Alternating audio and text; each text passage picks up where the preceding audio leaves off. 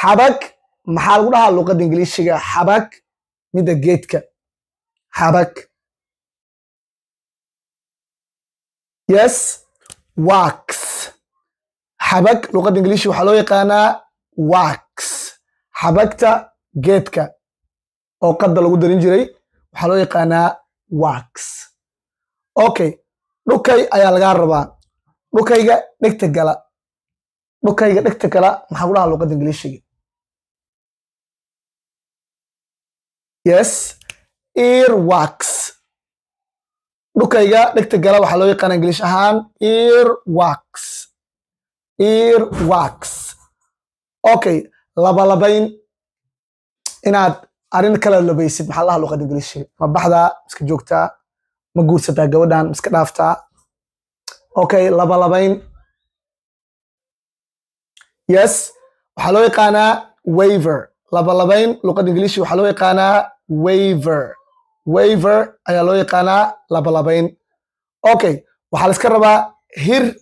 maxaa ku dhahaa luqadda ingiliishiga hirka badda hir yes wave hir luqadda ingiliishiga waxaa loo yaqaanaa wave hir waxaa loo dhahaa luqadda ingiliishiga wave okay u gacan haatin maxaa loo yaqaanaa saan qof markaa artid bay oo kale saan u gacan haatin yes u gacan haatin waxaa loo yaqaanaa iyadana wave ayadana waxaa loo yaqaanaa wave biyo qaboojiye waxaa jiro qalab shirkadaha ama dukaamada waaweyn la dhigto ama masaajidaha oo caafiga lagu shubo biyaha lagu darto waxaa waa biyo loo qaboojinaa frinjeer maaha frinjeer macnaha cuntaa la geliyaa sooma lagu keedsan karaa laakiin kan caafiga keliya ayaa afka loo saaraa wuu qaboojinaa wuuna kuleynaa meel kuleel meel qaboob sidaan ayaa biyaha lagu shubnaa maxaa loo yaqaanaa biyo qaboojiye yes waxaa loo yaqaanaa qalabkaas water cooler waxaa loo yaqaanaa water cooler fridge maaha okay refrigerator maaha water cooler ayaa loo yaqaanaa water cooler waa qalab biyaha qaboojiya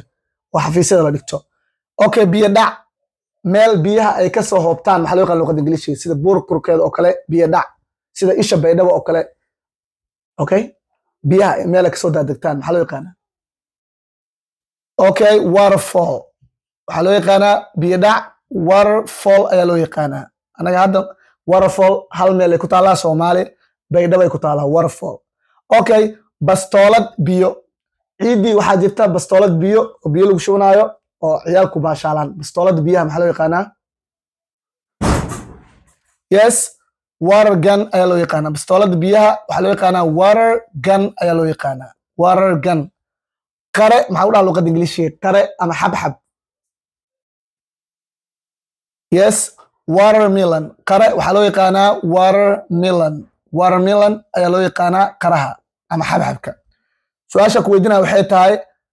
aan biyo galin waxaa jirto sheeyo badan sida saacad oo kale teleefanada hadda casriga oo kale biyo ma galaan aan biyo galin maxaa ku dhaha luqadda ingiliishiga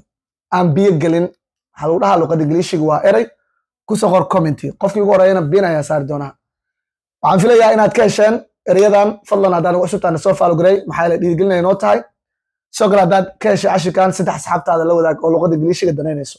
inta muuqaalkan kiisi xiga aan kulmayno waa macalin cambuule idin leh waxbarasho horumar leh assalaamu calaykum waraxmatullahi wabarakaatu bye